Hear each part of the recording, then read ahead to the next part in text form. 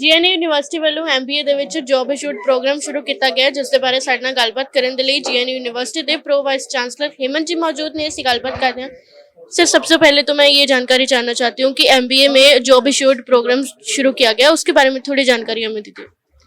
ये जो हमने एमबीए में जॉब एश्योर्ड प्रोग्राम शुरू किया है, इसके अंदर हमारा अलग अलग इंडस्ट्रीज के साथ में, अलग अलग कंपनीज के साथ में टाई अप है। इसमें बच्चा हाफ ऑफ द कोर्स हमारे यूनिवर्सिटी कैंपस में ही करेगा और हाफ ऑफ द जो कोर्स है वो in the form of training जो हमारी कंपनीज हैं उनके जिनके साथ में हमारा टाई अप है वहाँ पे जाके करेगा। तो बेसिक पर्पज इसमें यही है, कंपनी उस बच्चे को ट्रेन करेगी अपनी रिक्वायरमेंट्स के हिसाब से। तो 6 महीने के बाद में जब बच्चा उन as per their requirement train हो जाएगा तो उस बच्चे को वो कंपनी एब्जॉर्ब कर लेगी एक स्केल के अंदर एज ए रेगुलर एम्प्लॉय। तो यही हमारा मेन पर्पस है कि हर बच्चे को एम्प्लॉयमेंट मिले, उसकी पसंद का मिले। अभी इन द बिगिनिंग कुछ 5 या 6 कंपनी से हमारा टाई अप हुआ है इस प्रोग्राम के अंदर। इन फ्यूचर हम नंबर ऑफ कंपनीज भी इंक्रीज करेंगे, अलग अलग डोमेन से कंपनी लेकर आएंगे। अभी हमारा जो टाई अप है वो मेनली बैंकिंग और इंश्योरेंस कंपनीज के साथ में है। अब आने वाला टाइम में हम इसके अंदर हेल्थ सेक्टर से कंपनी लेकर आएंगे, हम इसके अंदर मैन्युफैक्चरिंग से भी लाएंगे, है ना। अलग अलग डोमेन से हम इसमें कोलैबोरेशन करने वाले हैं। सर किस तरह के पैकेजेस अवेलेबल होंगे उस समय?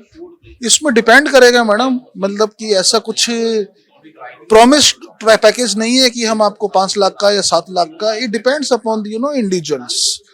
बच्चे की कैपेबिलिटी को देख के कंपनी डिसाइड करती है कि क्या इसकी स्टार्टिंग सैलरी होनी चाहिए। हाँ, लेकिन on the basis of the current trend in the insurance and the banking sector कम से कम पैकेज हम उम्मीद करते हैं कि 7 to 8 लाख पर एनम रहने वाला है। सर इस समय यूनिवर्सिटी में एमबीए को लेकर कितनी सीट्स अवेलेबल हैं? सीट्स कितनी अवेलेबल हैं? इसमें हमारे यहाँ पे 60 सीट्स तो रेगुलर एमबीए प्रोग्राम के अंदर हैं, 60 हमने इसके अंदर अपनी जॉब एश्योर्ड प्रोग्राम के अंदर रखी है। तो टोटल 120 सीट्स हमारे पास में भी हैं।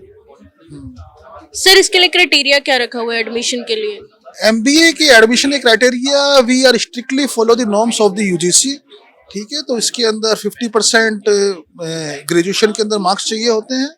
उसके बाद में 3 या 4 तरह के कॉम्पिटिटिव एग्जाम्स हैं, लाइक कैट है, मैट है, सेट है। तो इन एग्जाम्स के कट ऑफ भी हम इसके स्कोर को भी हम कंसिडर करते हैं एडमिशन के लिए, लेकिन एलिजिबिलिटी मिनिमम ग्रेजुएशन में 50% है। हाँ सर इससे पहले प्लेसमेंट्स किन किन कंपनीज में आपके स्टूडेंट्स की हो चुके हैं? There is a long list. MBA is a very old program in our university. For last 8 years, since the establishment of the university, we are running the program, and there is a long list from the. Sir, remarkable.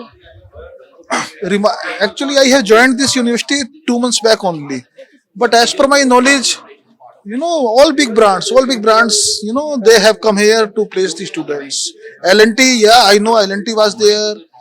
You know, 2 or 3 students were also selected in the Google, right? So I am not aware of the complete list, but there is a long list. Yeah.